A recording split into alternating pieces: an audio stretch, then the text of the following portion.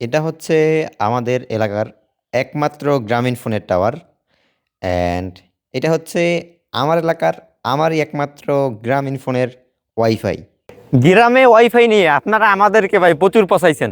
এখন GP ফাইয়ের speed আপনাদের শহরের থেকে আমাদের গ্রামে বেশি। কথাই নয়, কাজে প্রমাণ দেবো আমরা।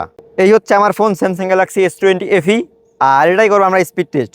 বর্তমানে রাফির জিপি ওয়াইফাই কানেকশন আছে। গ্রামীণ ফোনের 1800 টাকার প্যাকেজে পাওয়া যায় 40 MBPS, তবে আমরা দেখেন পাচ্ছি কত 46, 47, 48, 50, 54, 55, 56, মাঝে মাঝে 70, 80 MBPSও পাই আমি। প্লে স্টোরে অ্যাকচুয়াল কত MBPS পাই সেটা আপনারা দেখে নেন। 5.5, 3.8, 6.6, মাঝে মাঝে 11-12 MBPSও পাই আমি। আর সম্পূর্ণ টেস্টটাই করলাম আমাদের এলাকার একমাত্র গ্রামীণ ফোনের টাওয়ারের নিচে।